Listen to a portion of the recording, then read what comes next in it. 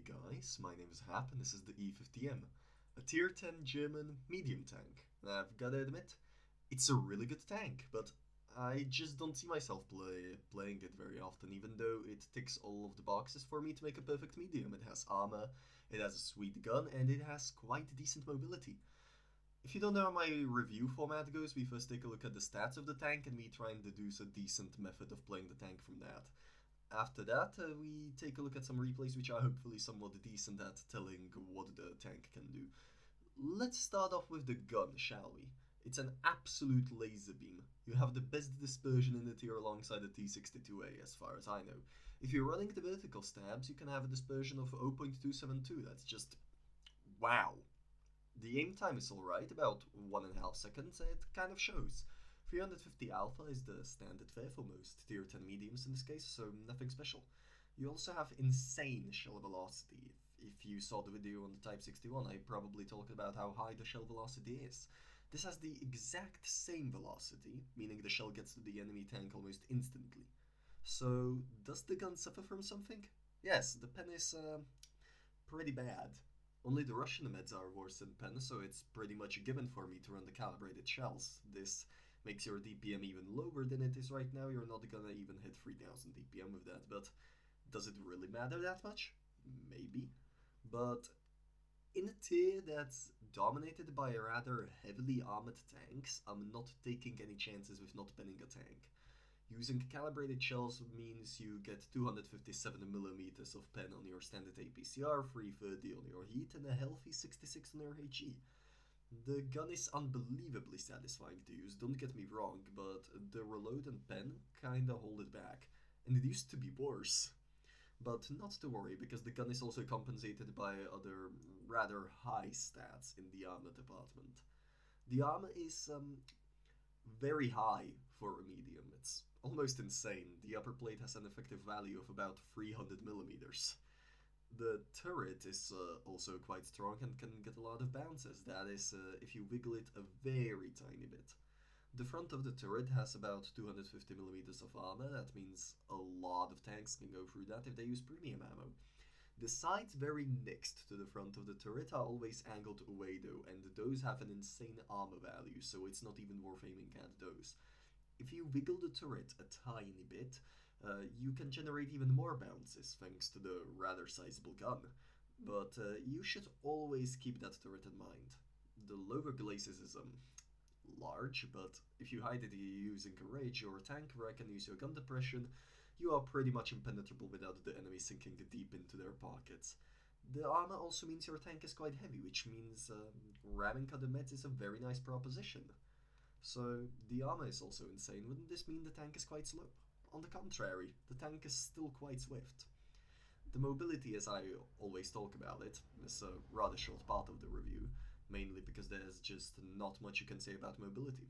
It's high. Your top speed is 60, meaning that if you ram a medium tank at full speed, they're in a world of pain. Your traverse is also perfectly fine and serviceable, just not as high as the other mediums have it. For equipment, I'm running calibrated shells, improved modules, optics, the gun link drive, enhanced armor, engine accelerator, a vertical stabilizer, toolbox, and, if you want to, the consumable delivery system. I recommend getting that if you're doing tournaments or playing tier 10 games a lot. Next up, some replays. I got one from myself and one from Parasites from TXC, so I finally have some decent caliber to walk with. Alright, so first battle is me on Port Bay, and it's a raiding battle, so I don't think that we should expect a lot, to be honest. Right now I'm trying this really weird method where I just take my phone, watch the replay on that, and then use Audacity to record the voice instead and put it on here. So right now we can see that I'm going left, and I'm gonna try to go over the bridge to get some easy spots, which is very important, especially if the enemy team is kind of oriented on mediums. I also think that I should probably address a few issues that weren't really addressed in the past, mainly due to how I wasn't uploading anything for at least 2 months, even though I promised like 2 or 3 videos. And yeah, basically I had a lot of personal stuff on my my table that I needed to take care of first, and unfortunately that kind of required me to go away for quite a while. I'm trying to get back into this, and I will, although now that I'm like in my last year of high school, I have to worry about actually graduating, which is also gonna be a big problem. So about from like January or so, content is gonna slow down to a crawl again. I'm not sure how it'll go in the future, really. So that's kind of something to be worried about, I guess. Next up, I have also, since it was my birthday, like a week back or so, I received a bit of money to waste on tanks, so I bought myself the M4A1 Rev and the Stats 174. So if someone wants a review on those, I can make one, definitely. And that's kind of it. I'm planning to like make an FAQ video first, but I'll consult this stuff with Fizzy first on how to actually execute it on my Discord server. So back to the replay. I already killed one person, and we blocked 1300 damage, but we're already pretty low on health, which is not a very good thing, mind you. Never is, especially seeing that there are 3 pretty big tank destroyers left on the enemy team. 2. And this is really the bread and butter of the 50M, tanking shots and making sure that you can get some cheeky shots in return. Because of the shell velocity, the shots just travel from one side to the other pretty easily. And as if that wasn't enough, if you always go hold down, then you will block an immense amount of damage, trust me on that. I think the record that I blocked in the 50M must have been about, how much?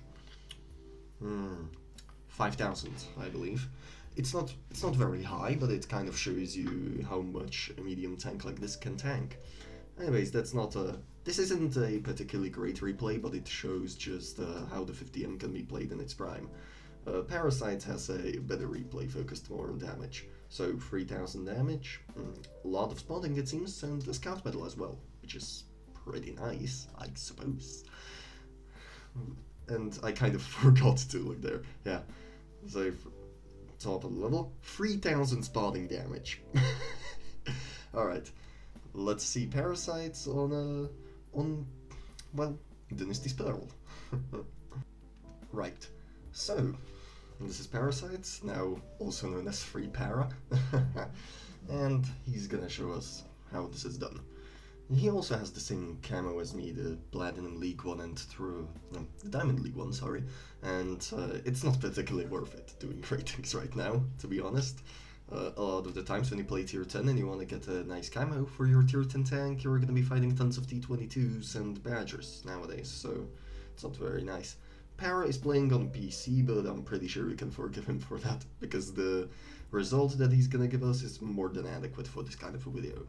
So, what have you learned so far? Well, a hold down, mainly, and you're also perfectly capable of face-hugging Soviet mediums, which is a really nice pastime of mine. Every time I just find the lone 62A, I rush it and I beat it to death. Oh, sorry if you're hearing something in the background, that's my dog. Yeah, I don't think I'll be able to edit that out in this.